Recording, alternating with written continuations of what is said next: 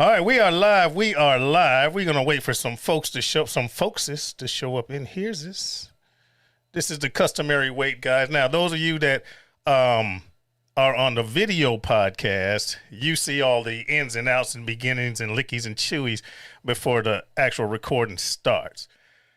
For the rest of the folks, they'll get the actual recording that goes to the real podcast once I hit record over share. All right, so we're going to give it a second or two. Hey, sweetie, how you doing? I'm good, Daddy. How you doing? I'm good. Let me give you a little bit more volume because you're talking all dainty and shit. Let me keep drinking. I'll be all right. I know you, girl. In the words of Borat, I vibe. All right. Let's give it. We got one eyeball in here. Speak or forever hold your peace, please. I think we're clear. Yeah, we're pretty clear. I think we're clear, too. All right, there's 4 people in here. As soon as someone says hello, we'll get on with this. Make sure this isn't some type of facsimile of the truth. Some craziness, some bullshiggity, some bullfroggity, some fuckery. Did I say that? Yes, you did.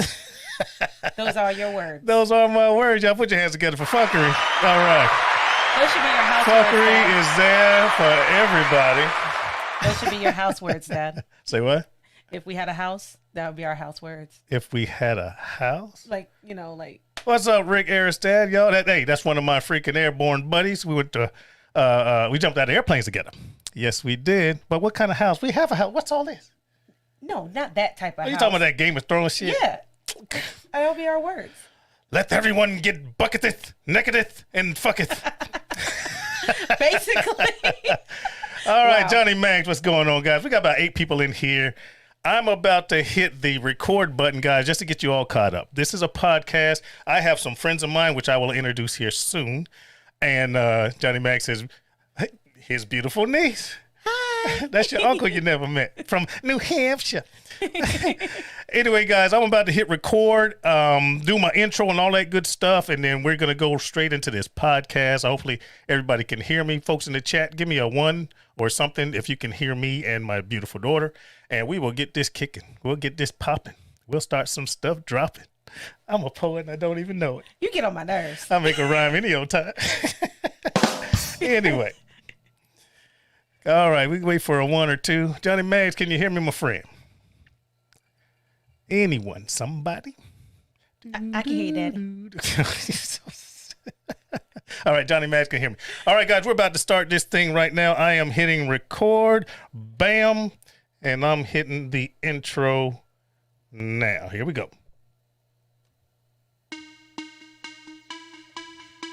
I want to welcome you guys to R-BoP, R-BoP. This is Riddick's Book of Philosophy. My name's Philip Riddick, and this is where I talk about what I want to talk about the way I want to talk about it. If you enjoy this podcast, tell your friends, family, and loved ones to come in and enjoy my whimsical way of saying things, doing things, and thinking about things. Please hold for a very important message.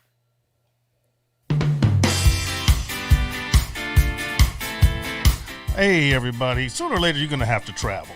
You're going to have to take a plane, a hotel, or rent a car or something, either because you want to go on a vacation, something that you were waiting for or really wanted to do, or sometimes we have some unfortunate circumstances in our families where we have to travel involuntarily. Either way or the other, if you need to travel, you want to save some money. I am an independent TSA, Travel Savings Ambassador for iBoomerang. And I can save you 30 to 70% on your travel.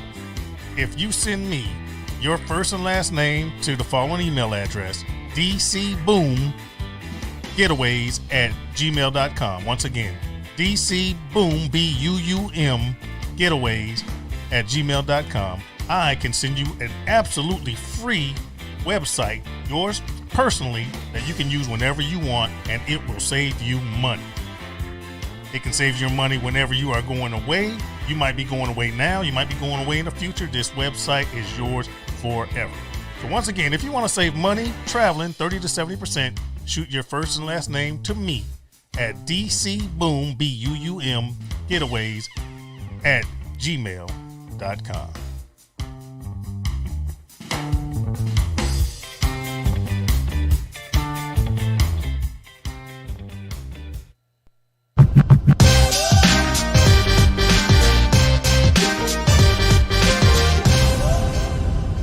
Welcome to R-BoP. My name's Phil, and I got my beautiful daughter. Jessica. And we're here to talk about what we want to talk about the way we want to talk about it. Put your hands together for the great host. No applause. Just throw money. All right, folks, I'm not going to hold this very long. I have some friends of mine. They are from a podcast called I Often Wonder. I'm going to see if I can get them to do it. I Often Wonder. Three good friends of mine. Met them recently, but we've grown to have a great relationship, and we're kind of mutually supporting each other. But I want to introduce them to you guys, and I kind of want to pick their brains, ask them some questions and stuff.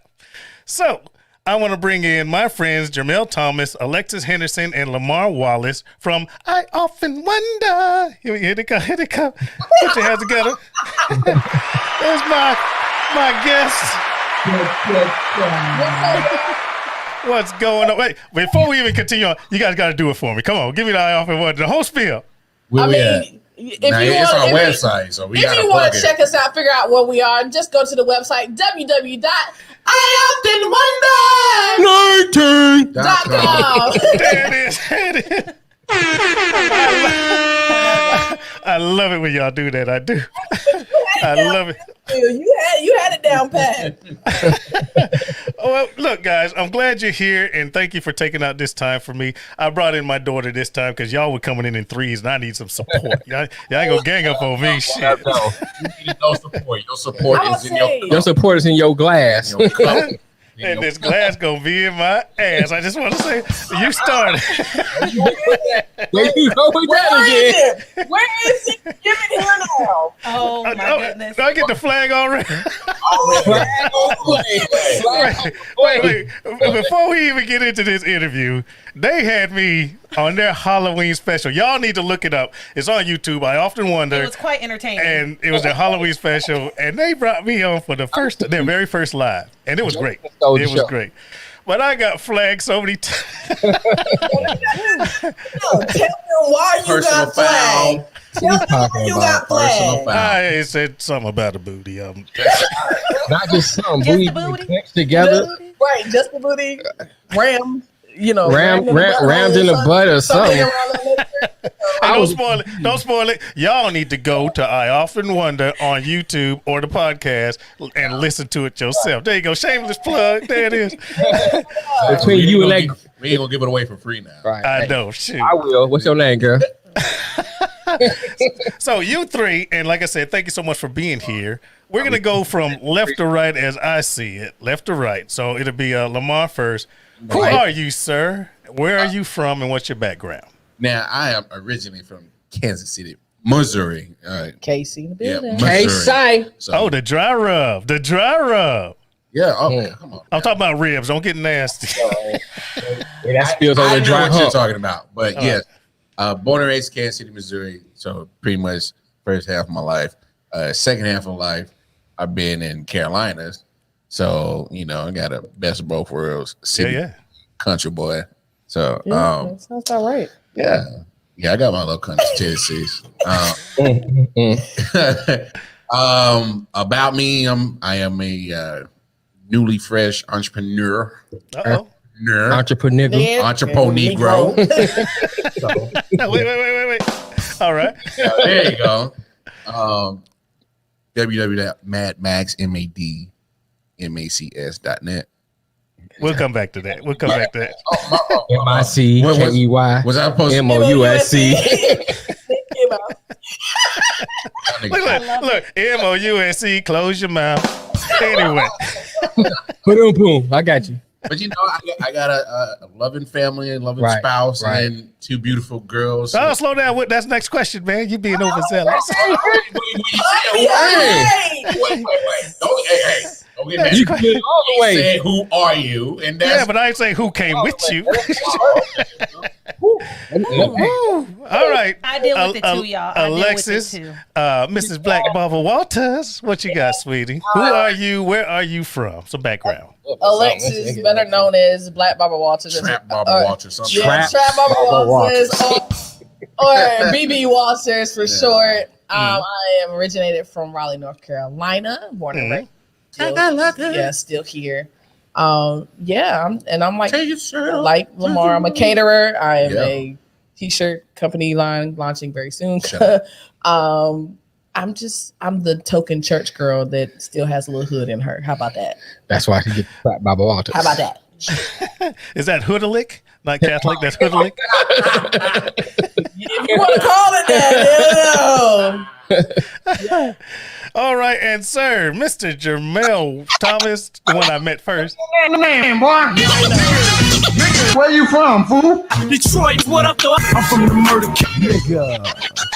And of course, last but not least, it's that nigga. That nigga. From Detroit. Well, I'm now here in North Carolina. Don't sound so happy about it. I'm tripping. You really had to play your intro. Hey, Say it. I come with traveling music. I know, right? I got people behind me. Come on, See, y'all. no, this is when you would have an intro for each of us. Remember how we had those before? Don't But worry you about see it. how you try to Wait. You know what? Here's a question. It's my time. Here's a question that's not even a question. If you guys were moving from point A to point B, what would be your choice? And this is just something that came to my brain. Your soundtrack song. What would you come in on? Ooh, you can't ask that. Yeah, come on. You only get one choice. I don't know. We got a playlist. I don't know about one song. Come on. Look, I mean, the epic song, I'll give you mine. If I'm walking in, you're going to hear Atomic Dog. When I'm walking about, wow, yippee, yo, that's going to be my theme song. So you get one choice. We'll start with Jermel. Let me go to my playlist. Hold on. This one is a little difficult. I don't know. I still have to stick on my intro. I'll be still that nigga. That nigga. All right. Okay. That's fine. I don't know. All right, Alexis. Come on. What's that special song to your heart with some funk that you just want everybody to think of when you walk in? I'm a Missy Elliott girl, so it's gonna be a Missy song 9 times out of 10. Because never mind, let me not say that because all three of y'all in this one. Not saying. What are you saying? Go say your thing. Say what you got to say. Let it fly. I'm looking at you cross-eyed anyway. Go ahead. You're cross-eyed. Period. It doesn't matter. It'll probably be Today, Junior. I Can't Stand the Rain because I can't stand the rain. There you go. I can see that. I can see that. Yeah. All right, Lamar, what you got, baby? What would be your intro? Oh, that's easy. Rick James. Which one? Mary Jane. I'm alone with Mary Jane. She's my man.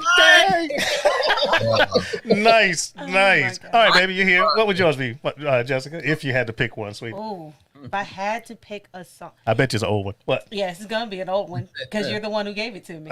Did I? Yeah. What would it be? Because I always smile to it every time you sing it. I know what it is. Michael Jackson? Yep. Which one? The Way You Make Me Feel. The way you make me feel. Oh, yeah. She was when she was a baby. When she was a baby, I would always say, "You knocked me off of my feet." She did that shit then too. I love it. That's the song. I love it. I love it. I love it. All right, let's move on to these questions now. Each one of y'all, family, spouse, kids, pets. What you got? We're gonna go. We're gonna start with Alexis in the middle this time. Go ahead, no spouse. Okay. Very, very single. Her DMs are so refined. They're refined because there's some obstacles to get in there. There's some obstacles. some locks, some chains. So I was going, Chastity belt. Right. Roadblock. But what y'all not going to do? Orange cones. What y'all not going to do is take my home. Under Right. construction. First of all, we're trying to find me a husband, not y'all run them off. How about that? Hey, do your thing. How Do your about thing. that? I'm sorry. We in the I'm sorry. same boat. Ain't nothing wrong with remodeling. You know what I'm saying? What's wrong with remodeling? Thank you, Jessica. I'm glad we're in the same boat because We in the same boat, girl. He could bring the Yes. record ball. Go ahead. No spouse, no pets. It's just me and my siblings and Okay. my handful of nieces and nephews who occupy my time and my wallet. Nice. I know that wallet. All right, Jermel, what you got, brother? I got 4 kids. Me too. No spouse. DMs is wide open. Wide open. So hit me up. I'm talking about a corpse could probably blow out here. He losing. A good win. I wet this place up. Look, I'll drink to that. I put a fire out. Jesus. Holy fuck. No, wait. You talking one of those soaker hoses, or you talking about a? No, it's a soaker. I'm gonna wake this thing up. Oh my goodness! That's almighty. This All right, boy- Lamar, what you got, baby? All right, so I already messed up and already said. Yeah. No, you good. You good. I got a 3-year-old daughter named Mackenzie and 5-year-old daughter named Madison. Mad Max, the reason why. Anyway, I love my lovely lady in here. And shout out to all my peoples. And we got a dog. What up, peeps? Charlie. dog. Charlie. Yeah, he's a Roddy Pitt mix. He an old chunky little thing, but he cool as hell though. All right, what do you? I'm sorry. He got a mean bark. He got a mean bark, but he's soft as pudding. I'm about to tell you. They got a mean bar. You mean on one end, tail tucked on the other. Yeah. No. He's literally just there to be the alarm system for the house because he can sense when people get too close to the What apartment. kind of dog? He's a Roddy mixed with Pitt, but he's soft. Ooh. Oh, he's soft. So, look, he'll bite you if you make it. No. I will was not too. ready, but He said I will too. All right, guys, what do you guys do? We'll go from left to right this time. We'll hit Lamar first. All right, go ahead. And you already mentioned entrepreneur, caterer, I believe. Bro. But what do you do for a living, actually? And then what are you doing for a side hustle? That makes sense. What do you work, and then what do you want to work? yeah. Well, my ahead, income take is your testimony. being an entrepreneur. You know, Okay. I just started that. You know, I'm about like 2 weeks in of operating, so I'm Okay. seeing out some kinks and all that stuff with my catering business. And then this is pretty the side hustle. You know, spending time with these two. Literally, I cook. And come I'm here. here, Come here. and And then go home. home. And They say it all together. I love it. I have literally dwindled all my life to this cooking and my chaps. So I got you. Okay, Alexis, what about you, sweetie? By night, because I work third shift. you make it sound like you Right, got a by night, stripper like you job, work the ain't street. you? Uh-oh. Shit. I hold them corners up. What you doing? That's at why I night? said I work third shift. I'm Oh, not full of That's a what third. job. They say you on third shift. Yeah, I go. Yeah, I go. Hey, No, slap on that I car. work. Let's go on the car. Even on show, I'm about to mute y'all. How about that? My fault. Go ahead, Not do even your on show, I'm about to thing. mute. Go ahead. Go ahead. How about your hustle, girl? Hustle that booty. Oh, I'm sorry. I work at a warehouse, Amazon warehouse, by evening, and during the day I have a catering company as well. And it's coming here very soon. We have a book and a clothing line that are going to be launched. Nice. Gonna have some merch. Nice. Oh, merch. They'll get the merch here shortly. All right, Jermel, what you got, baby? Right now I'm on hiatus. But I cook for a living. Yeah. I'm on hiatus. All Is that the fancy way of saying you ain't got got no no damn job, Tommy? Tommy.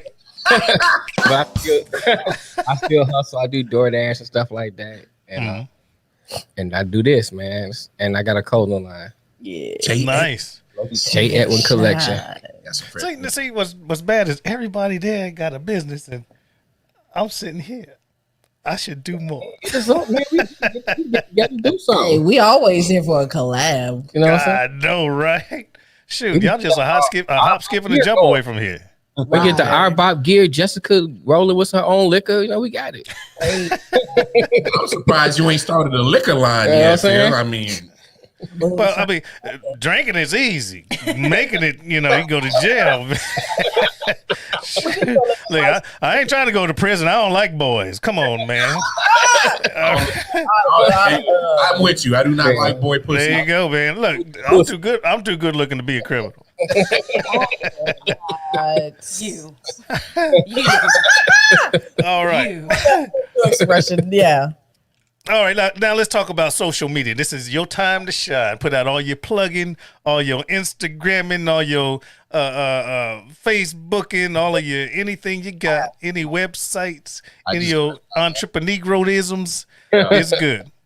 So we're gonna go with we'll start with Alexis in the middle. Ladies first. All right, Ladies first. Ladies first. I knew they were gonna do it. I knew it. We gotta join in. You gotta join in. We gotta solve for everything. So you guys can follow me on Facebook, Alexis Henderson. Twitter, it's Lex Black BLK Barbara. My catering website is www.millijsweettreats, Sweet Treats, and that's MILLIJ. Word sweet treats with a Z at the end. Right. .com. Instagram, same thing. Millie J Sweets, Sweet Treats. Millie J. I think that's all mine. Facebook is Millie J Sweet Treats. So either Millie J Sweet Treats or just Alexis Henderson. You'll find me. I promise. All right. What you got, Lamar? I'm just gonna drop my business because I don't need y'all my personal. www.madmacs.net. MOUSE. Make me want to Dragon Ball. All right, Jermel, what you got, baby? You go. Thank you. I got Smoking Pot Catering is my catering company. Follow me on Twitter under Smoking Pot Catering. Yep. J Edwin Collection actually is on Bonfire. So that's www.bonfire.com/store/J-Edwin-collection / That's a lot of. I know, man. I know. Oh, well, this is what we're gonna do. You guys shoot me all of your social media handles, whatever you want, and I'll make sure I put it in the show notes. So anybody listening, you can go to my podcast or my Facebook. Or not my Facebook. Yeah, Facebook and my YouTube video podcast. And it will be there. So you guys can just go there, click on a link, and go straight to them if you want to support them. And I'm going to forward it.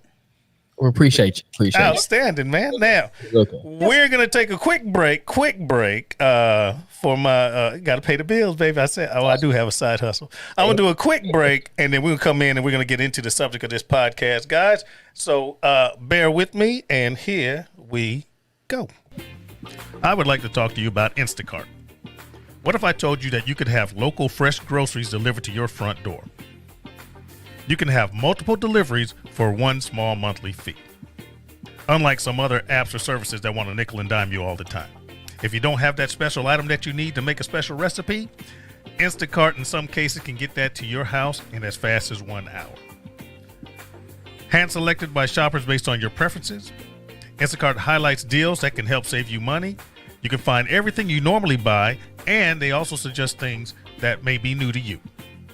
They pick the freshest produce and also keep your eggs safe too. Follow the link in the show notes that lets Instacart know that I sent you. That will not only help the show, but it will also, in this case, give you free delivery on your first order over $35. Instacart. Never go out to go grocery shopping again.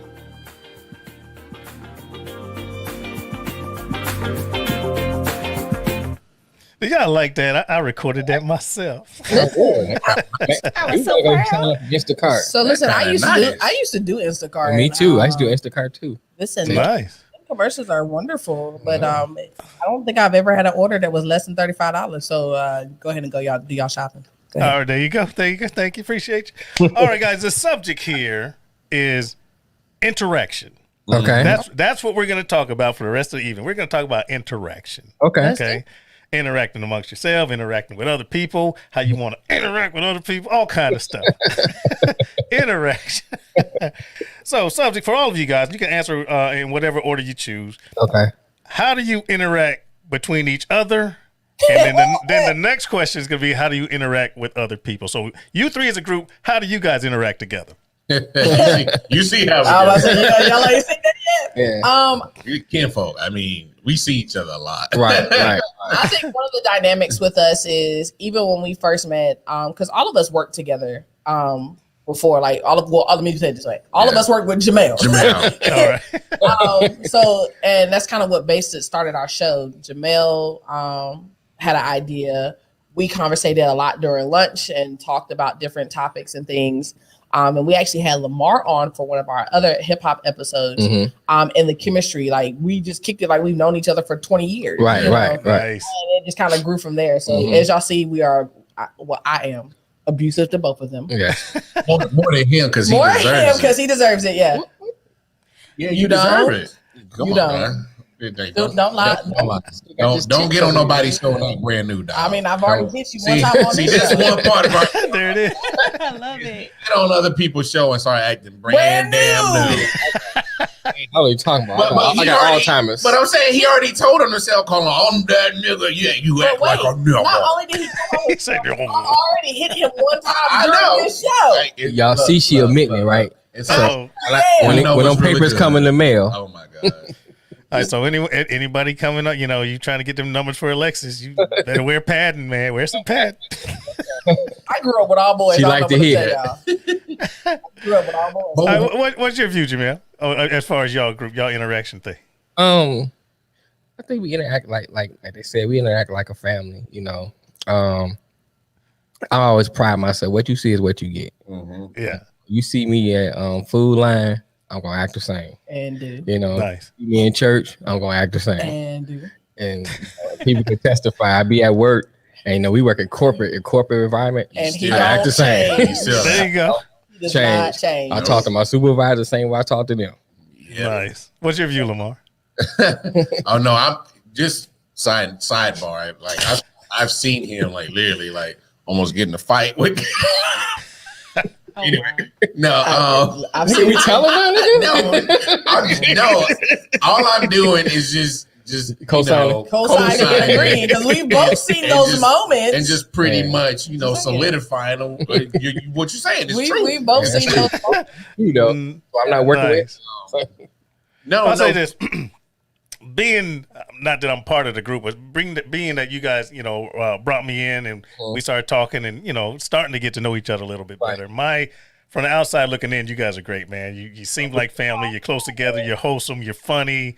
And that's why I enjoy watching your show because you guys are dynamic like that. Appreciate it. So you can, feel free to call me anytime.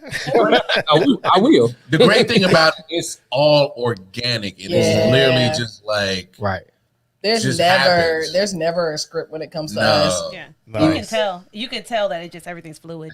Yeah, Right. you Right. get what you get when it comes to us. Well, I always like to say, like, we build a skeleton. So it's not like we just go on here and turn the mics on. We do have we build a skeleton. rubric. And then once we get on air, we start putting the meat, the tissue, potatoes. and the muscle and the sinew. We put all that onto the skeleton. you going biology? Yeah. Potatoes. I'm I was sorry. doing kitchen. I was like, Oops. Okay. I know exactly what you're saying because like even with this show, I sent you an outline. Right. We kind of following it, but we kind of following it. But what I like about a live, and I know you guys are We starting- fledgling livers, you're starting to do your lives. Right. You got to be able to hold a conversation. You need to be. That's true. You have to be dynamic enough. Mhm. It's easier to do a live because there's no editing and all that stuff, but it's unpredictable. And you need to be able to push the show. You need to be able to carry it. Right. Now, if you record it and edit it, you can screw up all you want and just fix it in post. You know what I'm saying? My favorite thing, I'll fix it in post. Don't worry Yeah. about I'll it. fix it in post. he says that so much, it's so annoying. It's Okay. like he's like, "Well, go back and say it Don't worry. again." No, I'll just, fix it in post. Don't worry about Yeah. it. I'll fix- Here's one thing I wish you would fix in post. What's that? That day I almost drowned myself on.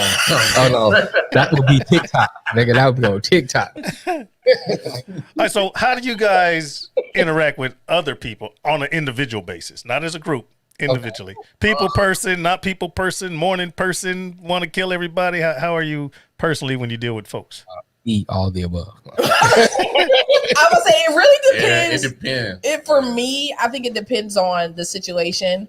I have, and I think both of them I've seen it. I have my professional side, and then if you just tap it a little too hard, then you get trapped Barbara Walters. So She put a knife on the board. She listen, done it. I've done it. We I got it on tape. Yeah. on the Halloween episode. Then she put the knife on the laptop. Just, Like, like, I was there. yeah, I feel it. I didn't know you saw in between sips. No, I mean, no, what I'm saying. what Like, are you doing?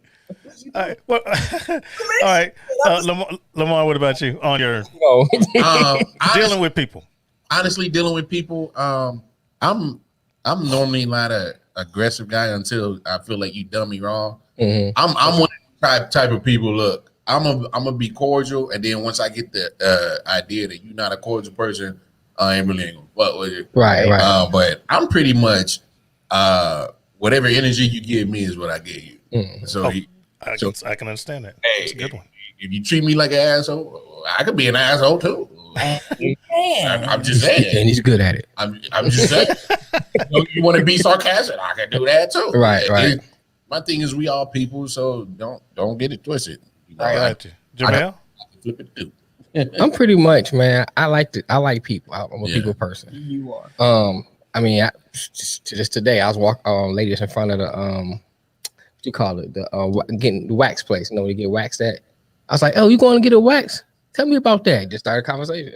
You know, I would walk up to people, just start talking. That's just what I do. Wait, nigga, was that your pickup line? Really? No, I just wanted to know. Nah, you. Wait. So you stand in front of Coochie Creations, and you just start asking questions. Yeah, I want to know. Trying to get a coochie coupon. I'm like, do they give you pictures? They give you before and after pictures and can email it to trying you? to get a free coochie coupon. I'll let you chime in, Jeff. No, they don't. No, they don't. Just so you know, no, they don't. They Okay? don't? No. You want to know what it looked like? You know? No, you should know. No. It's yours. You should know what it looked like. Hey, I forget sometimes. Jess, I gotta ask you, Jess. Have you ever been standing in front of vaginal vanities or whatever they call it, and someone just asked you questions out of the blue? Yes, I have had that happen before. I'm surprised. I have had that happen before. A guy had asked me, like, do they do guys there? Do they do guys there? Really? I'm like, For real? yeah, I've had that happen. I was like, I don't work there. I don't know. Do they do guys there? Sometimes. Depends on where you go. If it's growing, it's staying. You ain't snatching shit off me or something. Well, I mean, you gotta you have to do think Some men like to manscape. and not only that, you got to think about like the professional. Hell no, man. I'm what's George it of the called? Jungle Wild over here.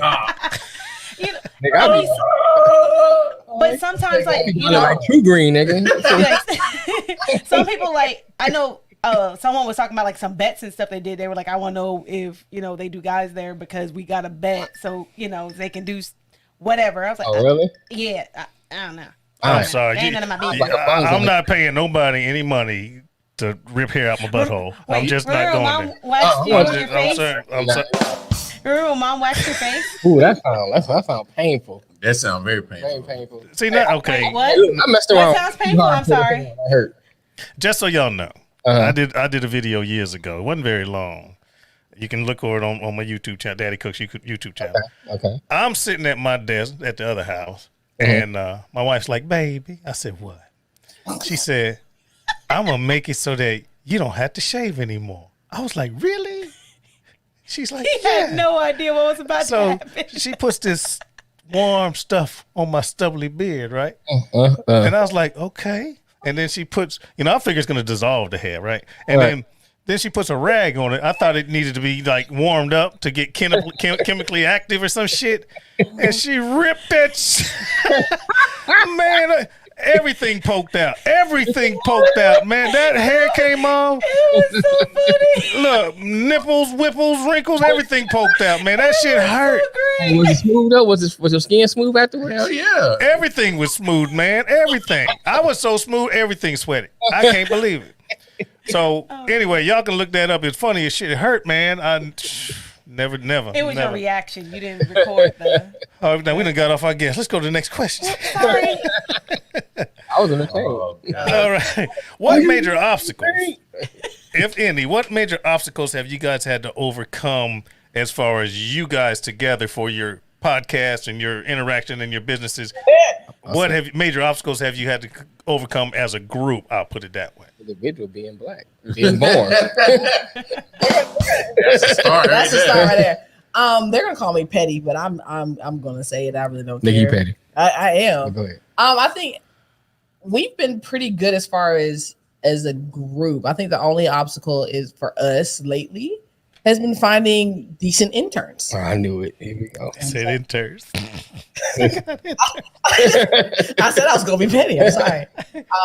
You were supposed to let him do that. All I got is me. I help sometimes You were supposed to let him. when I'm home. All right. Did you really take the petty pill Let from me tell him? you I'm just something saying though. we But, still ain't even heard back from the one. when we had interns. We had 2 interns. I still And gang got spoiled having them. And now it's like, cause little stuff that goes wrong, you know, usually the intern can take care of it. Now we got, me and Lamar got to get up and fix stuff now. So we kind of got used to that. And are you frozen, or you just got the ugly look on your face? That's just my ugly look, man. Okay. Just want to make sure. No, I'm just jealous, man, because remember when we spoke the first time? I'm talking about me and Jermel. I spoke to him. He's like, yeah, man, I had 2 interns. I was like, this motherfucker got interns. This is a whole production behind the scenes. If y'all, Hey, we got a full-blown studio, yeah. you know. And that's I guess if you want to mention obstacles, one of the obstacles really is just finance. Yeah, most Because Yeah. I'm the type of person, I like stuff to be perfect. Yeah. And when like the time when we couldn't get the sound right, that frustrated the mess out of me. I wish y'all could have seen that. And they was talking, I'm like, my head down, I ain't saying nothing. I'm just trying to get it done. And that's how I am. I get, when it comes to stuff like that, I get focused. Tunnel vision. Because I was trying to talk shit to him. And he went. He won't pay attention to nothing we were saying at all. Like he was. Chill, man. Like we hadn't seen him at that level of frustration in a very long time. Like we were worried about the soundboard getting thrown, the computer lights being knocked over. Hey, but you know what? That's what I love. I love the perfectionist about him. Yeah. Because he makes sure like our shit is on. See, but I can understand that because that was the day of the live. Yeah, And it was your first live. I mean, I'm shooting him messages. He's shooting me messages. I'm like, we got to make this shit work. Yeah. I was like, it's all Phil's fault. He suggested this. We had guests in the green room and everything. Like, dang, come on. All right. Lamar, what you got? I mean, just pretty much what they talk about.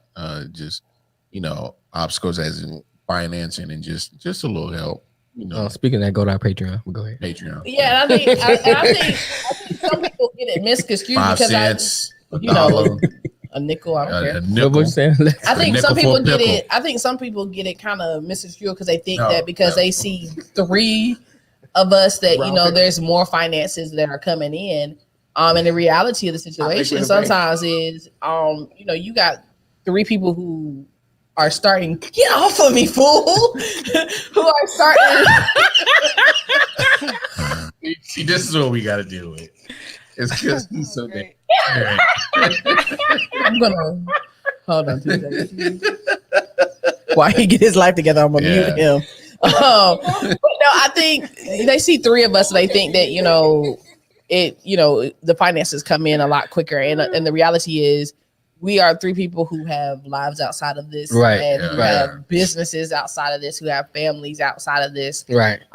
So we started out with literally iPhone, some sheets over some chairs, and this microphone, and that microphone, literally.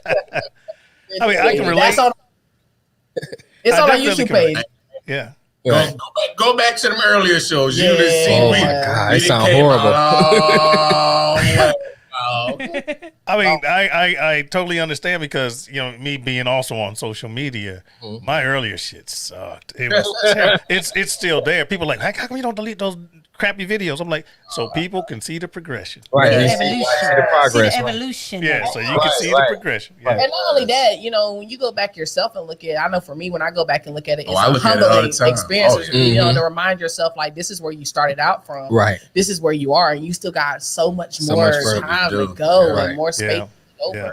And what's funny is, I mean, after I shoot a video or do a live, even after this, I'm going to go back. I'm going to watch this like 2 or 3 times. My wife's like, you watching yourself again? I'm like, I'm looking for mistakes. Yeah. I'm looking for what I can do better. He's you know a what I'm saying? perfectionist. And, Right. Very much so. and that's just me. If you're going to do something, Right. I can't come half cocked. I figure anyone that's willing to listen to a podcast or watch a YouTube video, whatever, I owe you my best effort. Right. And you guys have that same. I feel you guys have that same quality, and it's admirable. It's admirable. Appreciate it. All right, now, have you ever had to deal with negativity? Now, wait, you mean from a guest, or you just mean in general? However you want to answer the question. Negativity. I want to hear it, man. His petty bone coming out. Yeah. I feel his petty bone coming But you might have picked it from him. But that, I mean, because I can go a couple different directions. It could be negativity, people talking crap about your podcast, because you always got those, those trolls. You always got people that's going to criticize your shit.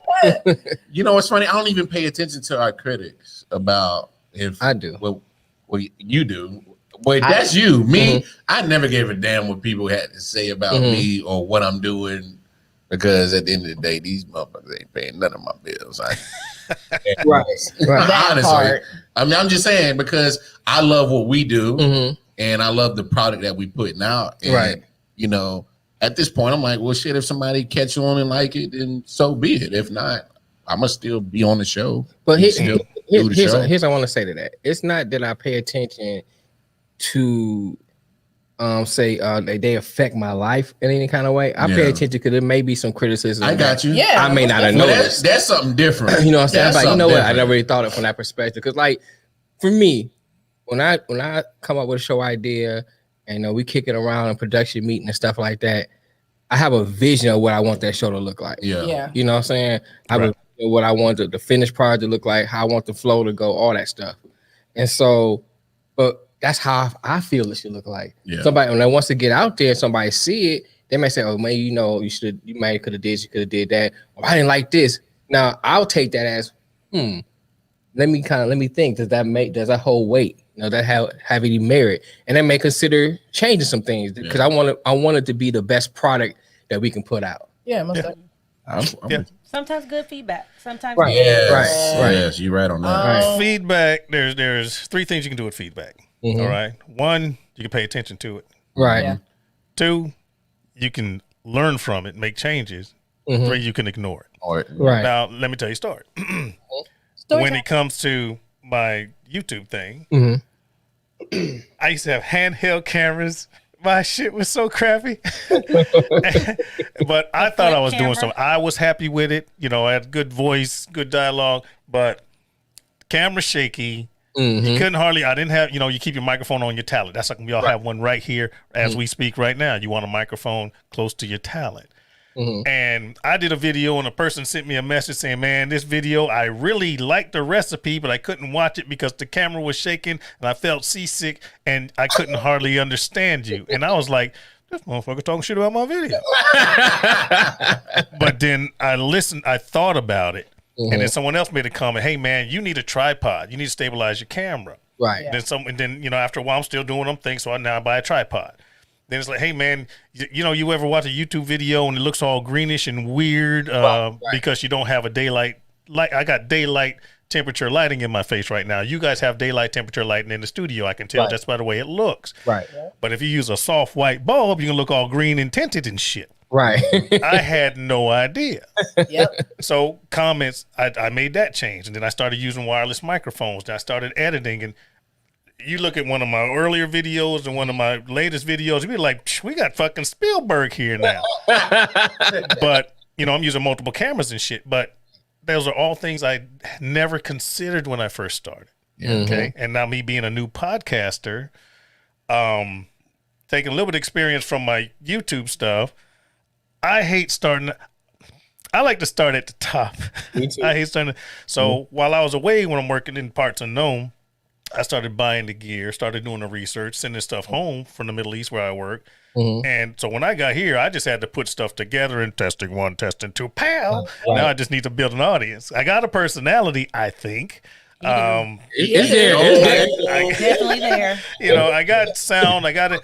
So now I just need to build an audience, and with friends like you guys, and and we can build together. There's enough YouTube podcasts for everybody.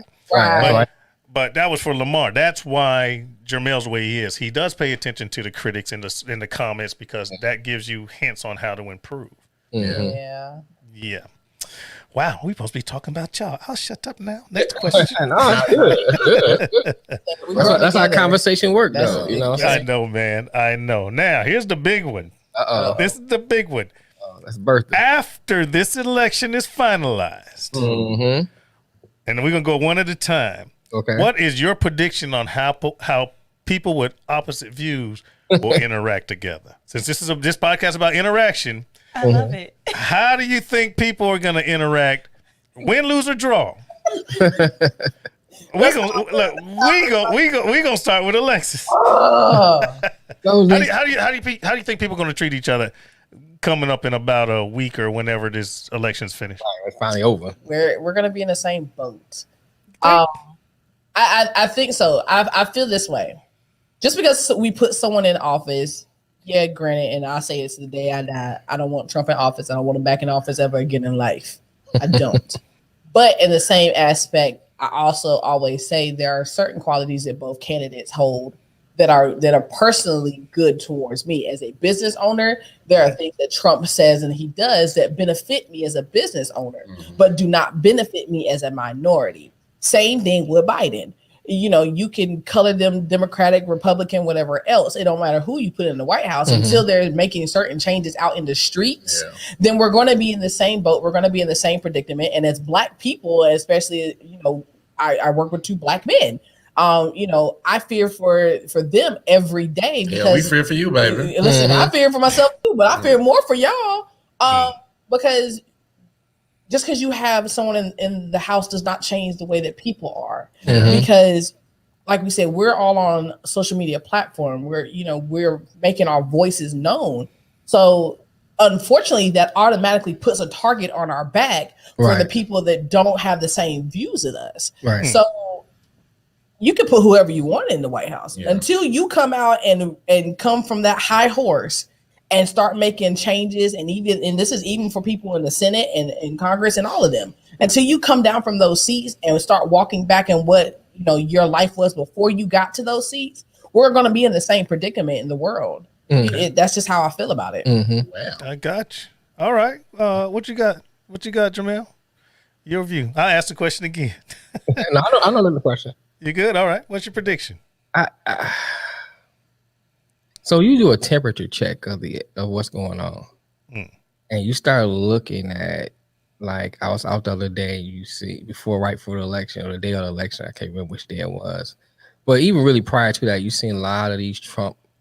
They ride in convoys, waving the flag out the window, intimidating people. You know, run up, get done up. I know that. Well, wait, you right. But I'm just saying, like, this talk about just the temperature itself. Yeah. You know, it's very volatile. Now, you look at that, and you couple that, and you look at how the rhetoric that Trump is putting out. You know, it went from like kind of subtlety to now he just blatantly saying things, which is energizing those other people that's out here that already want to commit violent acts. Now you just stirring that pot. Yeah. Okay. So you look at that, and then you look at the fact if he wins, it may subside some of that a little bit. But if he loses, he already stirring the pot of this is being stolen. This, you know, they're not doing right. They trying to cheat me out of it. I already won this thing. Right. So now you're gonna see the interaction with anyone who is against is the enemy. It's like, and you know, it's like a war mentality. You can justify a lot of stuff for war. You can justify killing somebody because we're in the act of war. Yeah. You can justify of doing things that you normally in your mind may be morally wrong, but in the act of war, I can do these things. It's justified. And the person that may be lying, he's justified because it's an act of war. Right. And that's kind of the idea and what's going on. So how are we going to interact? If Trump wins, it may not be as bad. But if Trump loses, I think we may be looking at a civil war. Yeah. I mean, from the things you've seen, I watched a video from this guy in Virginia saying if Trump loses, he ready to start picking people off. And right. He's got like arsenal. He's been I mean, he's got his whole garage full of just weapons and bullets and everything ready to go to war. But let me throw this in before I get to you, Lamar. Yeah. You got motherfuckers that's got a bunch of guns. Mm-hmm. And don't even know how to shoot the motherfuckers. I don't care how many you own. I don't care. Now, I'm a prior service, 23-year veteran, Right. 4-time combat vet, airborne ranger, combat tested. Right. All right. I've taken people to war with me and brought all of them back 4 times. Okay. And just because you have a pistol or a rifle or a machine gun or a shotgun, don't mean you know how to hit shit with it. True. You with me? I'm a career shooter. And I laugh a lot of times. You see, like that chucklehead, that young kid that went from Illinois to Wisconsin and shot that. I guarantee if that kid, if he wouldn't have got ran up on, he probably wouldn't have hit him. Right. But let me say, Phil, let me say this. Sir. I agree with you on that level. But Yeah. these militias are training like military style people. Yeah, but don't mean they military, man. Well, see now, you got the whole militia thing. Let's go all the way to Let's do it. the purpose. The purpose of a militia originally was to have a force that you could call up to defend the country against a tyrannical government. Right. The tyrannical government was England. Right. The tyrannical government wasn't the United States of America. So they didn't have a tried and true army, so they could bring the people together for a militia so that they could freaking defend their freaking country, their lifestyle, that type of stuff. Right. Now, because it says to defend against a tyrannical government, then you get the wackadoo yahoos, not all of them, but some of them, Right. start talking about freaking, well, I need to have all my guns and we're going to train in case the United States is a tyrannical government. Listen, people, fuckers, do you seriously think you and your buddies, I don't care if you got 20, 30, 50, 100 of them, are going to go up against the 82nd Airborne Division, the 101st Airborne Division, any National Guard or Army Reserve unit, when you got a bunch of rifles, pistols, and shotguns, and they're going to show up with mortars and artillery? You're fucking losing. You're losing. Right. So, they can talk all that if they want to. All they're talking about is if a group of us get mad, we got guns, and a group of them just get mad, and they got guns, we going to fight each other. Right. But you ain't going up against a tyrannical government because a tyrannical government will squash that ass. I'm just saying. Thank you. And I agree with you on that. I agree with you. But I think my large... That doesn't make them any less dangerous. I understand your point as well. And my other point to that, too, is that's fine for the government, but for the everyday citizen, that's a whole different story. See, but that makes my point. They say the reason we have a militia is to protect ourselves from a government, but they're not fighting the government. They fighting you get a bunch of yahoos rolling up to the freaking the state house, right? Because they want haircuts. Oh, you got me locked down, and I should have the right to have a haircut. So Billy Bob and Chuck D roll up there with their freaking shit. To the freaking state house, talking about freaking, I have the right to eat a pizza outside. Come on, man. Get the fuck out of here. I'm with you. You gotta say that in New York style. Now, I mean, fuck out of here. Now, everyone, you have your rights. And this is going to sound so fucked up. But out of all the countries that neutralized this virus quickly, were the people that didn't have rights. You stay home. If you come out, you're going to fucking jail. Well, I don't want to go to jail. I'm stay home because they controlled their people. Now, obviously, we don't want that in the United States of America. Right.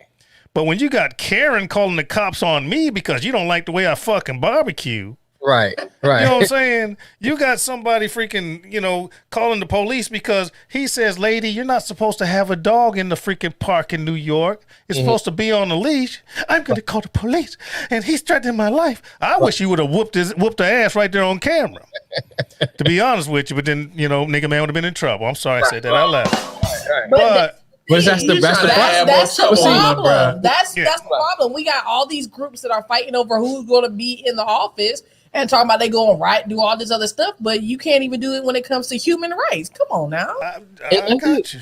I got you. My biggest thing always is and will be is because our history is Black people, and I always talk about how we're not that far removed from slavery. Right.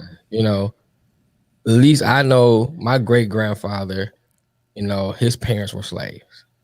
Okay. Some of his older siblings were slaves. So you can hear stories about being on a plantation. Me hearing those kind of stories as a kid. My dad grew up down south and during the 60s when they was lynching people, and the 50s when they was lynching people. So you hear those stories as a child. So, as you grow older, and then from what you see on the outside, you see like, okay, everything's getting better. That's what you think. And then you see these things happening with the police shootings and all that stuff starting to happen. And then that stuff start revving up again in your mind because now you're reaching back to those memories. You're not just really looking at what's going on right now. You're looking at that plus those memories. So then you start seeing certain other things with these militia groups or these other people rising up. You're looking at that plus those memories. I got you. And so I think a lot of times we as a group, because we only get generalized because we're not a monolith. We're not a monolith, but as in generalization, we as a group sometimes see those things, and we are fearful. Maybe not fearful that we don't want to do nothing, but it's still. I mean, everyone experiences fear. Yeah. You know what I'm saying? It's what you do with fear. Well, let me throw this in. I don't feel that this far removed from slavery. Okay. I feel that I'm this far from getting fucked up from the shit that's going on today. Wow. Okay. You with me? So I don't have to. Yeah, I do have rhetoric and say this and that about don't forget where you came from, this, that, and the other. Trump took kids away from their parents on the border. Well, shit, black people have had kids taken away from them since slavery. So you know what I'm saying? Right. I'm not getting into all that. My thing is, I can't fix what happened in the past. Right. But if you don't forget the Alamo and you don't forget 9/11 and you don't forget freaking the Holocaust, and don't fucking forget slavery. Right. All right. So that's it's either remember it or don't remember it. Okay. Right. Wow. But I don't feel the whole that much tied to slavery because that wasn't my life. You know what I'm saying? I was born in the late 60s. I kind of missed all that hard Jim Crow stuff. My parents went through it and their parents went through it. Right. So I live off of my experiences where I have, I've dealt with my fair share of racism in the military, outside the military. Hell, I done some fucked up shit to white people when I was younger. Okay, look, you got to learn. Right. Daddy, you? Oh, of course. We used to go across Western Avenue where it was all white people and steal bicycle and beat somebody down that didn't want us to take it. I'd get mad. Father. Yeah. I'd get mad. You're taking my bike. Yeah. Now you trying to stop me? I gotta beat you down. Anyway, back to what we were saying. All right, Lamar, you're up, man. Okay. How do you think people are gonna interact with each other after this election? Well, let me say this real quick. Hey, Johnny Max, thanks for letting me know my stuff was frozen, and Daddy Dutch and all you guys in the chat. I'm sorry I had the chat covered up and I didn't see all you guys up in here. Madwood Barbecue and all of you guys, thanks for being here. All right, Lamar. Now, how do you think after this election, and I'm gonna do a camera swap again, how do you think people are gonna interact with each other? Well, initially, I think that people are gonna, whoever wins, they might do a little celebration, or the opposite might be talking mad. But let's be honest, after the election, you still got a small percent that are rich as fuck, and then you got everybody else. Right. So all that shit's gonna go away in a few weeks, and it's gonna get down to survival of the fittest. So at some point, people's gonna get back to regular lives because we're still dealing with this pandemic shit. So at some point, people will forget about this whole election and politics and shit and find a way to just survive as an individual or family. Right. So, I agree with that. I agree with that if Biden wins. I think if Trump wins because he likes stoking the fire. Yeah, but I get what you're saying, but I think the only person that's really whining about this shit is going to be Trump. He's already whining now. What do y'all mean? Right. So I mean, he's talking. He's trying to save his ass from some federal charges. So let's be honest about some shit. Let me squash that now. Since they didn't take the Senate, there ain't gonna be no federal charges. We said there ain't. Okay. Now as of yet. New York City. New York City. New York City gonna go to his ass. Now, I wish the man. I do not wish him any ill will. Yeah. But I also firmly believe that people should get what they deserve. Right. Y'all take that for what it's worth. Now, if Joe Biden wins, I'm gonna say the same thing about him that I said about Trump when he won. For any of you guys that are not Biden supporters, or if you're a hardcore Trump supporter, just hear my words. I said about Donald Trump, I got to give him a chance. He's in the seat now, and I hope he does good. Yeah. I'm gonna say the same thing about Joe Biden. If he gets in the seat, I got to give him a chance. He's in the seat, and I wish him well. Okay. That's all I can say about That's that. my biggest thing about voting. Like at the end of the day, I don't care who's it. Okay, I somewhat care who's in office, but at the end of the day, what are you going to do for your people? Yeah. And forget Republican or Democrat or any party, political party. But the bullshit. We are the backbone because we ain't rich. So you need us. How are you going to take care of us? I'm about to fuck you up right quick. I'm just saying. Let's look at Congress. Who's in Congress? No, before you say who's in Congress, let's talk about who's not in Congress. I don't see no freaking electricians, no carpenters, no mechanics, no bakers, no butchers, no candlestick makers. You got lawyers and millionaires in Congress. So I kind of differ from what you're saying. They do take care of their people. Right. They take care of the freaking lawyers and the millionaires. You're actually saying the same thing. Now, You're just saying it different. Okay, I got you. But my thing is this, man. How many leaders do we have in the United States? I didn't think this was going to go political, but fuck it. Listen. Hey, We there. Going there now. We're there. How many leaders do we have in the United States? Too many. President of the United States, he's elected to be a leader. No matter who he is, he was elected to be the leader. All right? Vice president ain't shit. He's 2IC, second in charge. He ain't leading shit.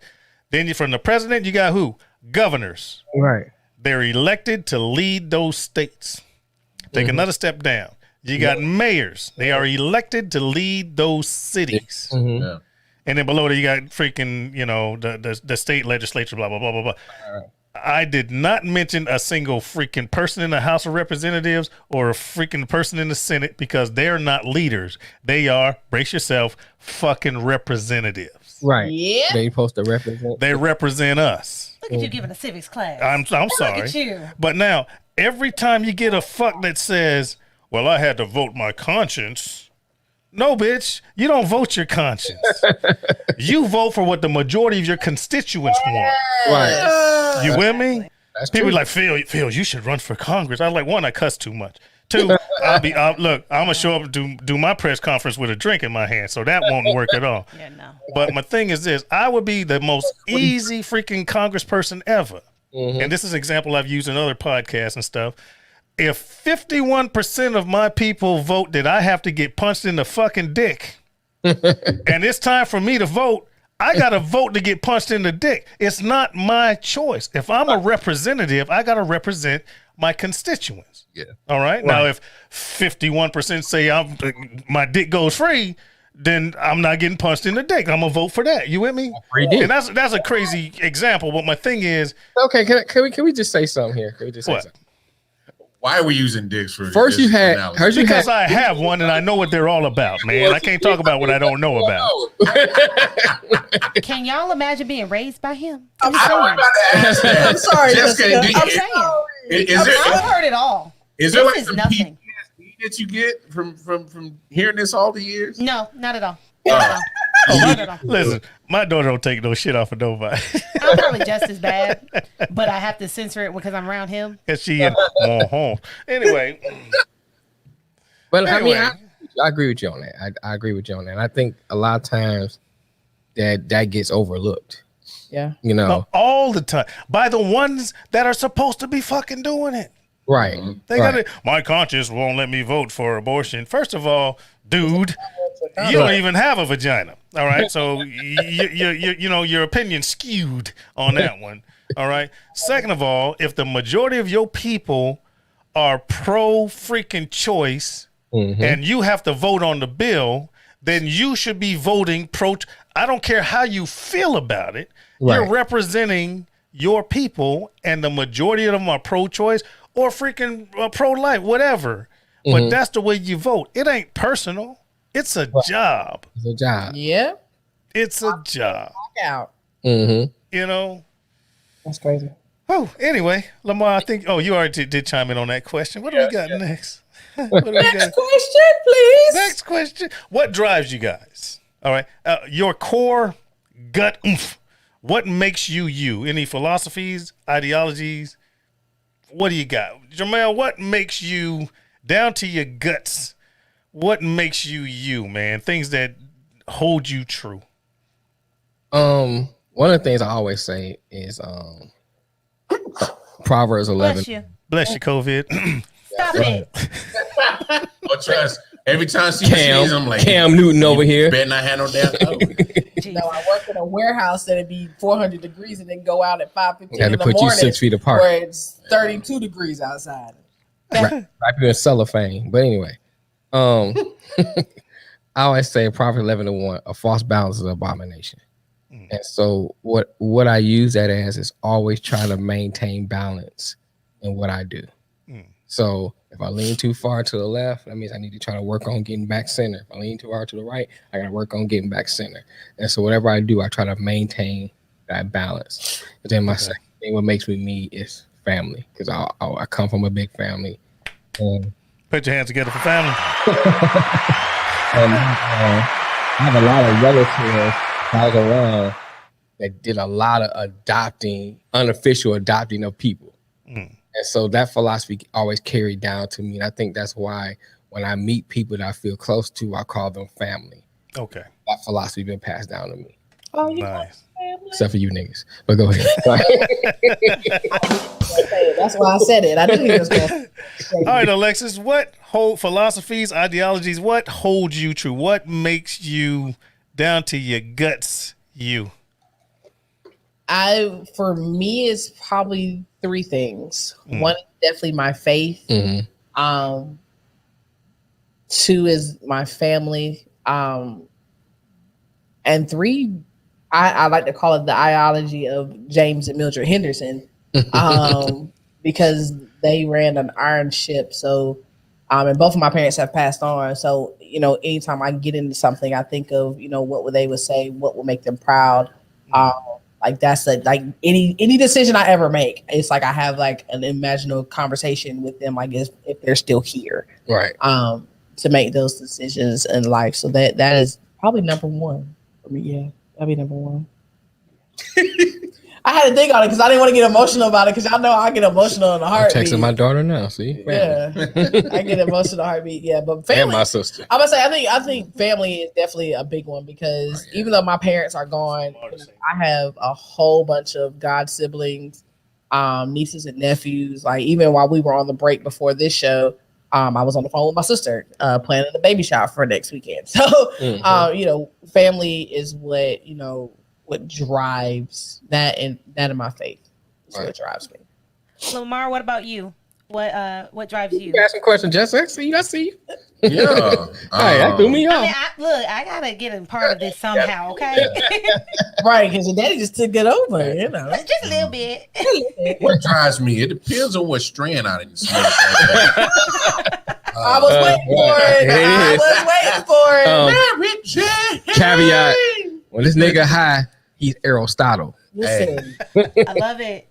he is I had to He sit said back. Aristotle. Einstein, I'm the like- whole nine. I got nothing. Alexis like, what that nigga say? That nigga just said that? I mean, It must be wearing off. no, I still got a little bit of that. Lord have mercy. Honestly, what drives me, I kind of live with that failure isn't an option kind of mentality, especially, that's what motivated me to start my own business and things like that. But now that I'm getting older, I mean, honestly, I love what I do, but I do all this for my kids. I'm just trying to leave something that they can take on and then they can pass it on, Right. and then they kids can pass it on. I'm just trying to build something that can stand, Have a legacy. you know. Exactly. That's all. You been smoking too, Jessica? No, no. I've been drinking. I've been drinking.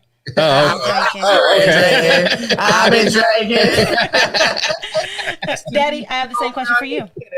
Oh, you asking me? Yeah. Since I can ask a question, Daddy, what drives you? Oh shit. Down to my core, what makes me me is a couple of things. One is if there's a standard there, you meet the standard.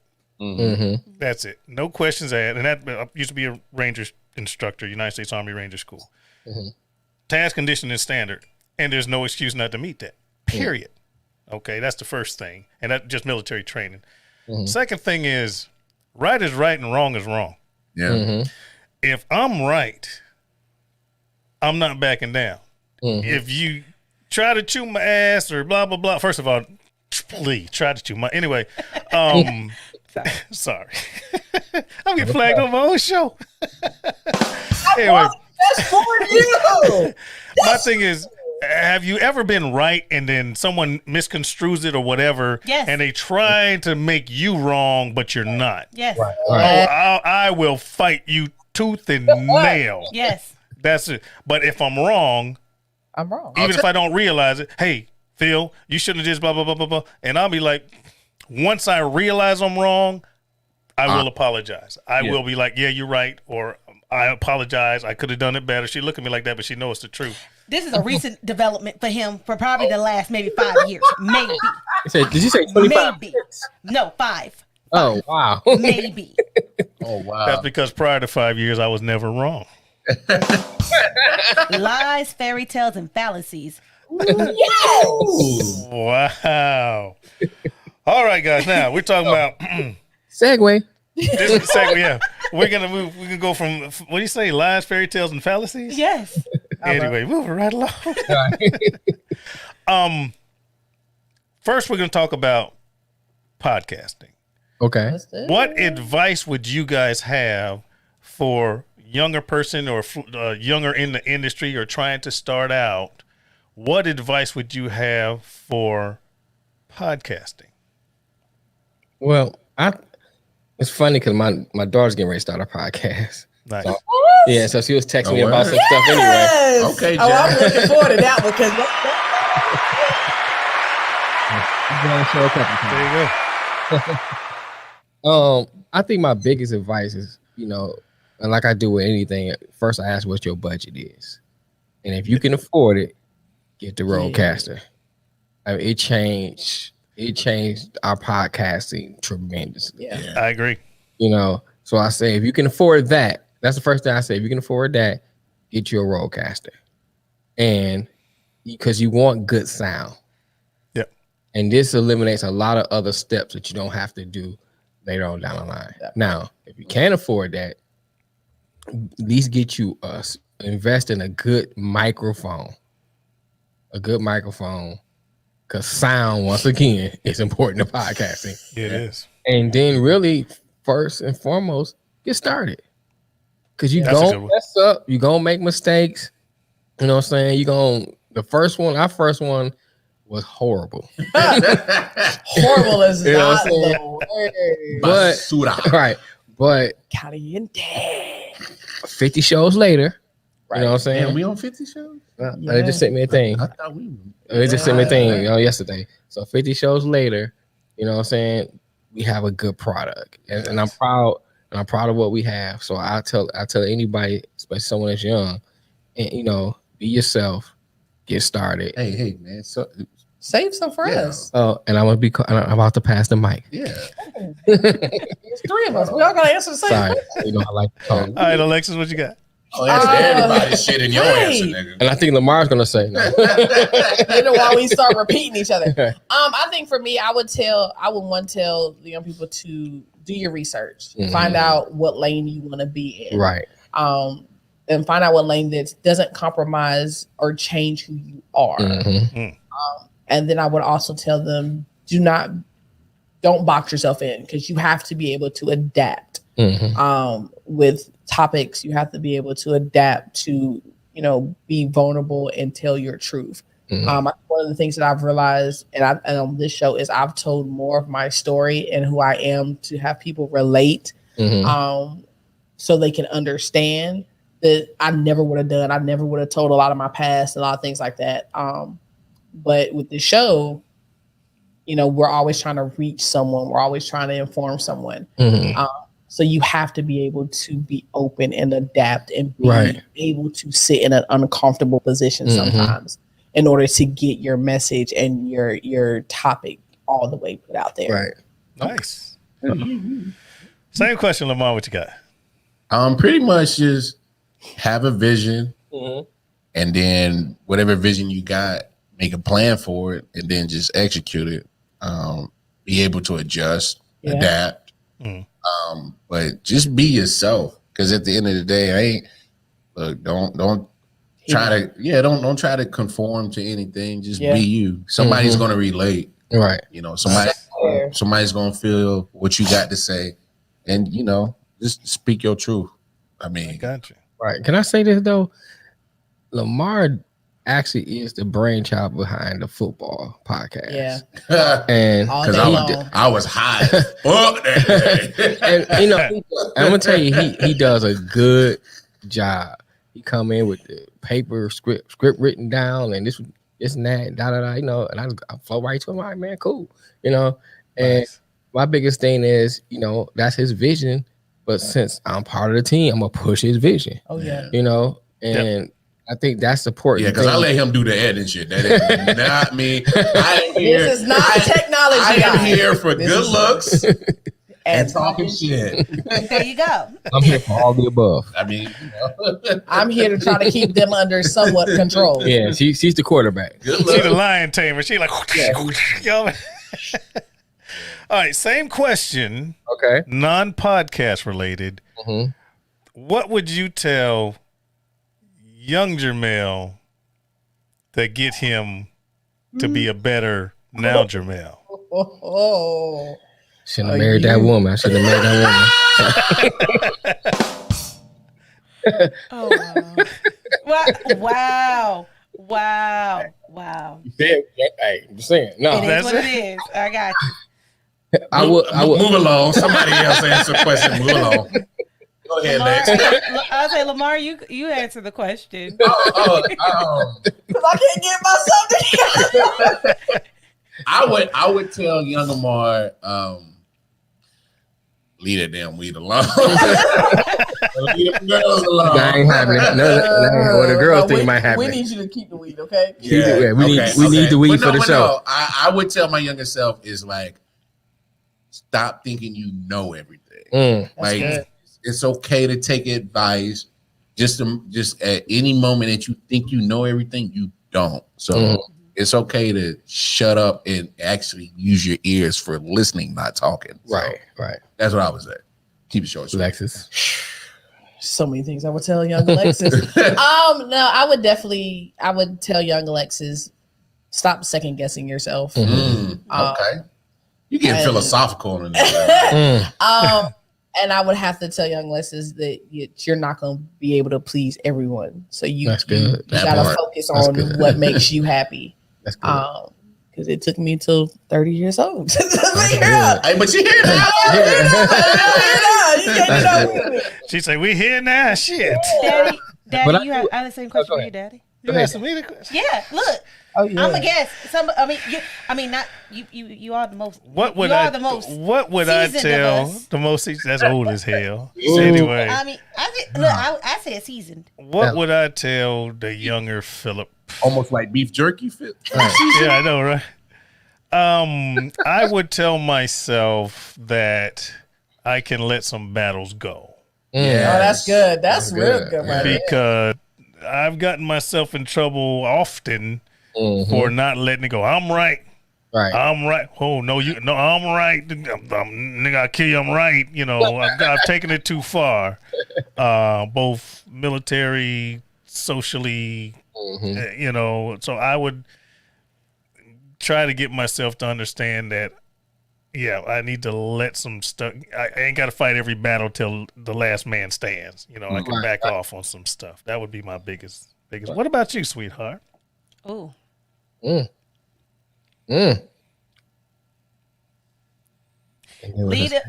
them boys alone. Right, mess with them. Leave them boys alone. No, actually, funny. We were talking about this not too long ago. I wish I would have listened to you more. I wish you'd have listened to me more. Look, don't rub it in. All right, don't rub it. You ain't gotta rub it in. Look, I'm admitting it's like vinegar. It's stuck right here. Okay, you know. Yes, but no. On a very serious note, I do wish I would have listened to you on certain things. I probably. I'm not saying that I'm in a bad situation because I'm not. By far, I'm not. But I do think I could be further along in certain things, in certain aspects of my life. If you had done what? Really? She admitted it. Stop making her. I ain't gonna say it again. You're not gonna say it again? I ain't gonna say it again. I'll say it again. She wishes she would have listened to me more. Hold on. Let me rephrase. I wish I would have listened to both of my parents more. There you go. Because I can push the button again. Shit. Oh, God. Because there's certain things that I didn't listen to my mom on. And I understand better now, being 33, than I did when I was like 16, 17, 18 years old. Right. So if I could go back to... Join the club. Yeah, if you could go back to... If I could turn back time. Really? You're going to hit the share? Really? You know that's Look at Mama's Alexis. favorite song. That's Mom's favorite song too, by the way. But yeah, that's what I would definitely, stop thinking, the boys love you and stuff like that. Because but no, actually listening to my parents on certain things for sure. That was very articulate and very well put, sweetheart. Right. Did you look? And I'm only half drunk. Only half drunk. Yes. Next question. We're gonna move right along. We're gonna go collective. Well, we can't go collectively on this. We're gonna have to go individually. Okay. What is your biggest blooper, either on a podcast, it's got to be alive, or a YouTube video? Your biggest blooper on social media. I'll put it that way. Oh, I know what mine is because I do it on almost, and I did it on the show with you. Call it the wrong name or not saying your name correctly at all. She called me Paul. Wow. Jermel's like, who the hell's Paul? Don't know where And then she Paul fixed came it. from. Right. That's funny. I don't do that because the script I sent, the outline I sent you guys, I got it right here with all three. You're the first, last day. I ain't making that mistake. They will tell you. I will have it pulled up on my laptop and still screw it up. What about you, Lamar? Guess she gets heavy tongue. I get heavy tongue and get super excited. I do the same thing sometimes, but that's just because of my job. But Yeah. whatever. Oh no! What about I you, Lamar? What you got? What's your biggest blooper? There was one blooper where Jermel had caught me in the middle of just being silly, and he turned into a meme, and it went TikTok crazy. Well, give me that kitty Girl, cat. give me that kitty cat. But anyway, That was hilarious. going platinum. Right. It's going diamond. The actual blooper was a couple of weeks ago. We was on the show, and I literally saw a water bottle, and I'm trying to just almost drown my damn self. And so they were in the middle of conversation, and I just looked at the camera and just pointed. I'm laughing. I saw that my peripheral, and I was like, Alexis, stay focused. Do not let your ADD kick in right now. Stay focused. I mean, okay, so I'm afraid to admit that at 33, I still don't know how to swim. So I definitely felt like I was drowning. Oh, wow. I felt like I was drowning. All right, Jermel, what you got? I don't swim. Well, I'm a city boy. I swim. Well, that's you. I'm a country girl, and my daddy's from the coast, and I still don't swim. So Shit, I old school. They just threw me in the water. You had to learn how to swim. that's because you were around with Jesus. You had no choice. You had to help baptize him in the wall. Yeah. Military, I had to learn. Yeah, What you got, Jermel? What you got, man? Biggest blooper. Does he have any bloopers? Here's my thing. a lot of times there's bloopers, but y'all don't know. I just let it flow on in. So I'm pretty good with improv. But I can't think of a blooper. But one of my things is though, I know I have a tendency to speak fast. Okay. And I'll be saying some things and I go back and listen. I was like, damn, that's not the word I was supposed to say.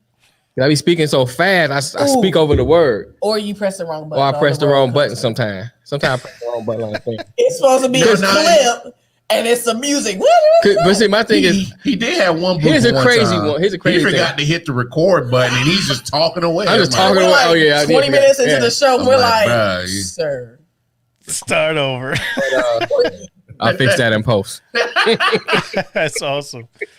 All right, guys. Now, individually, if you were king or queen for a day, what would or could you do to improve things across the board? Now, that could mean either in your life, in the world, everywhere. If you were, what would you do if you were king for a day to fix things? Lamar, you go first. Lamar, go first. I would put white people through 400 years of slavery so they can see what the fuck this shit feel like. All right. Alexis? I knew it was going to be that on read for him. I didn't know which way he was going to go. I think for me, they treat us different. I bet you that shit. They probably would. For me, I would have to start.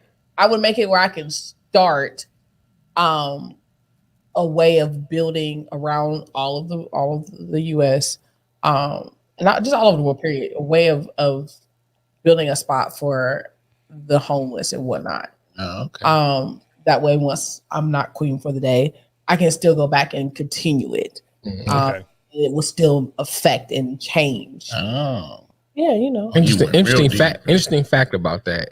Look at Utah.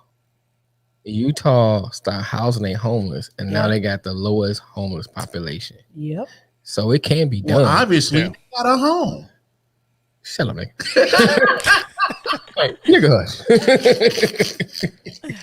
Well, I mean, Utah kind of got it right because we don't have a homeless problem. This came from George Clinton. I mean, not George Clinton. George Carlin. You don't have a homeless problem. We have a houseless problem. Right. People don't have nowhere to live. All right. Luther Vandross, a house is not a home. All right. You know what I'm saying? A home is a spirit, you know, the camaraderie. Right. A house is a structure. And there's a bunch of motherfuckers on the street that don't have structures. Right. And Utah kind of fixed that problem. And that's the thing. Once you give those people a structure, they can go from there. They can find a way of finding jobs, getting their life together, you know, and give them take a bath. Mm-hmm. What is wrong with you? You just need that door to open. Just No, that wouldn't help jobs. It wouldn't help jobs, but it would help the population because you know clean people like to get nasty. You know, a bunch of clean homeless people, they make more homeless. I'm looking to get nasty. Don't touch that flag. Don't you touch the freaking Good floor. Good floor. Good. Thank you. All right. All right. Who's left, Jermel? If you were king for a day, sir, what would you do? Would or could you do to improve things across the board? Look here, girl. Oh God. Your king is here. I'm holla at a nigga. king shit. No, but what I would probably do is I would probably deal with the children. I think that you know, like Whitney Houston said, the children are our future. And so I think that giving them if you look at our educational system, it sucks. I mean, even the way they teach, the way we teach in the United States is basically taking information, we regurgitate information. You're not really digesting or ingesting information. Right. You're Absolutely. not getting it. I mean, then if you look at the philosophy of I think it's Aristotle, I get it mixed up, but I think it's Aristotle though, when he talks about, you know, actually taking information, looking at what's around and you know, and sucking that information in. We are the Socrates method where we just basically want to just everything, the scores, take tests, and no one's really getting the information. And I think that kids, if you look at when I was a kid, I have friends from all over the world, all kinds of nationalities. How long ago? By the time you got to middle school, that group got smaller. When you got to high school, it was just mostly black people that was around. You know what I'm saying? So somewhere in that structure, you lost something. And I think like you teach kids at a young age, about each other, because we didn't learn about each other. We were just kids. We just wanted to play. You know what I'm saying? But you really learn about each other's culture, learn who each other are. So then when people come to you with rhetoric and try to make the other person look like they're less than who they are, better because I know about Johnny. I know about Paul. I know about such and such. Yep. I think that's what I would do. I agree with you on that. I mean, I think back on the school thing, I think we should teach more skills than more social shit. You with me? Right. All right. Because history is written by the winner. Right. That's just the way it is. History is written by you go to war, history is written by the winner. The loser, they just wipe out their history and all that other stuff. Anyway, I'm talking about carpentry. Remember the freaking what do you call those schools? Home economics. Yeah, all the home ec stuff, but I can't. Wood shop. Yeah. Wood shop, electrician, computer skills. Teach the kids some skills. Auto shop. All this stuff, music, that's a little bit of culture, but if we would get back to teaching skills and make that the primary platform, right? And then you can throw in some freaking, some history and other shit. All right, because me being an adult now of over half a century old, there's a lot of things the things I've learned in school that were skill wise, I still use. You with me? I can count money. But I don't remember the last time I used my fucking calculus. When's the last time I used calculus? What, the Pythagorean theorem? You know what I'm saying? When's the last time English literature. When's the last time you had to discuss the iambic pentameter? I used calculus when I was a machinist, though. Okay, but see, I'm not a machinist, but I can count money. You also know how to 10 plus 10 is 20 fucking bucks. You see what I'm saying? Those are skills. But that's the difference. I think carry the one. Right. I think our generation, because I think I'm the youngest on the show. Because Jessica, you said you're 33. I'm 30. You're 35. 35. I can't remember. Don't be adding years to me. 33. Don't be adding years to me, nigga. I'm like a fine wine, getting better with age. Goddamn. There you go. I mean, so you should be okay with being 35 since you're a fine wine. Well, then I'm a Scotch. You're definitely a Scotch, Dad. If he a wine, I'm a Scotch. You ain't nothing but Scotch, Dad. We all can agree on that one. Yeah, but what I was saying was that's the difference. Our generation, we got taught those trades. They started taking them away as we were graduating and things of that nature. Yeah. But because of those trades, now for me, because they say I have jobs like Jamaican, I've been able to do different stuff because I've already been trained in some of those skills. Where these age kids, if it ain't got nothing to do with social media and whatnot, they don't know how to do it. They don't know the essence of hard work. So I think you should have balance, because I believe those skills do come in handy. Because I remember like learning how to sew, learning how to iron and stuff like that. Those things came in handy. I still use those today. I do too. But at the same time, you still probably made your Air Moses skills. But still, at the same time, I think that you still have to keep up. You have to keep up with the technology of today. Yeah, I agree. But my point is, like all the the history, European history, Black history. I could learn that after the fact. Yeah. Mm-hmm. Yep. You know what I'm saying? I can read that. But it's also like it is comparing of where you stay at as well. Well, I think, and I'm gonna do a case in point on this one. With him being in the military, I grew up in military schools basically from 1st through 9th grade. Okay, that's it. And when I moved here, I legitimately relearned a lot of the things I learned in 6th through 8th grade. Yep. Wow. And I was the oh, you think you're smarter than everybody. I'm like, no, y'all just dumb as shit. I mean, it's just saying, like, See, that brings up a point. That brings up a point. But I'll Go ahead. I'm sorry. No, go ahead. Look, from kindergarten, by the time my father retired from the Air Force, and I was Army, by the way, but from kindergarten until 4th, 5th grade, I was in military schools. So my dad settles down on the south side of Chicago. So now I'm going to, shout out, William Rainey Harper High School, okay, on the south side of Chicago. And I'm sorry, even before I got I'm sorry, I went to Raster Grammar School. I'm in 4th grade.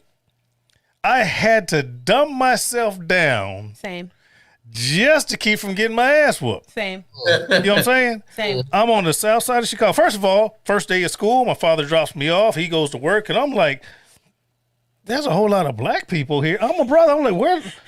I'd never been around so many black people in my life.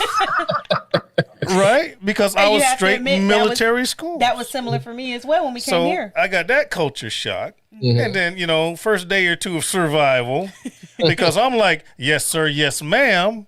And I'm around a bunch of kids on the south side of Chicago say, no, shut up. What? Right. It was And like, then we get into the lesson like day 2, day 3. I knew God. They left me alone for the first 2 days. And I made the mistake. They were reading, I don't know, the books with the big words, sentences of only like 5 or 6 freaking words and shit, Yeah. And the teacher was picking people to read. Hell, I raised my hand and didn't know when to stop, so I read the page. See Bob run, Bob's running. See Bob grab a joint, Bob smoked that joint. I read the whole page, right? You were And that guy. but then right after that, oh, you think you smart? You think you better than us?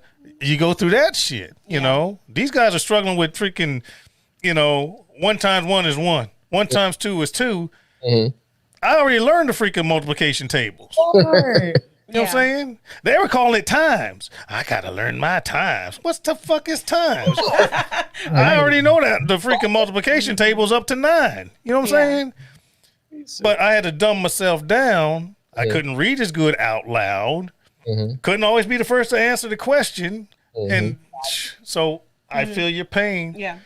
But why is it that different from a military school to inner city south side of Chicago? It's structure. It's structure. That's not fair. That's not I mean, right. Dad, do you remember my first day of school when I came back and I told you what happened?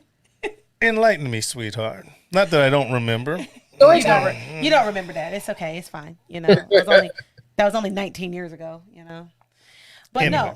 no, first day of school, I never saw pregnancy in school. I never saw, Really? people, and it was only Hold on. until What grade were you in? 9th. Pregnancy, 9th grade. Right. I never saw it. Never saw it. Never saw, people being disrespectful. I grew up in the thing of, oh, you want to act up, we're going to call your father or your father's commanding officer. So then, we're going to get you straightened out. Yeah. I ain't never heard. And, I'm just saying this because Let it fly. Fuck you, bitch. And you ain't going to do this. I didn't hear that. And I'm like, whoa, where did you bring me here? Like, this is different. And then my first day, I remember I had to go and like turn in a packet or something. Like, okay, hey, I'm the new girl. And a girl got hit upside the head with a crowbar. And I'm like, wait a minute.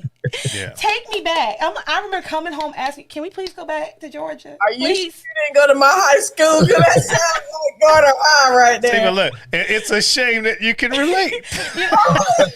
But it was when I legitimately said it was such a culture shock. As far as like when it came to even like education, the society of everything, of how, everyone kind of grew up together versus, I was in a system where, you're only there for like a year or two and they moved and all this other stuff. I was fortunate because he never wanted to go anywhere else. But anyway, yeah, it's different. It was just really, really different as far as the educational system when it comes to things. Jessica, the crowbar. Hey. That was wild that day. Like, it was wild. Like, she came up, la la la la la, boom, blood gushing and stuff, and I'm like, Yeah. This is not for me. Yeah.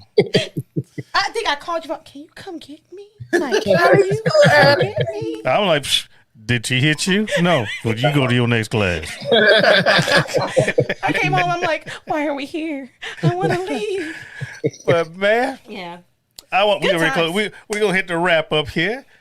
I appreciate you guys so much. Thanks for coming. Thanks for gracing my little podcast with your presence, guys. We need to do this more often. Yeah, we do. Yeah, man, because I enjoy your company, and I really thank you for inviting me to yours. Obviously, I had to invite you to mine. Well, we're going to wrap it up, guys. Anyone that's listening, I want to thank you so much for coming to R-BoP, Riddick's Book of Philosophy. I want you to remember, and all of their social media is going to be in the show notes. But make sure you guys swing by and see. You got to do it for me, guys. Make sure you guys go by and see www.ioftenwonder19.com. There you go, guys. Thanks for coming. We are out of here in 5, 4, 3, 2, 1. Be safe. Be careful. If you hear somebody sneeze, run like a motherfucker. And I love you like cooked food. Peace. All right, bro.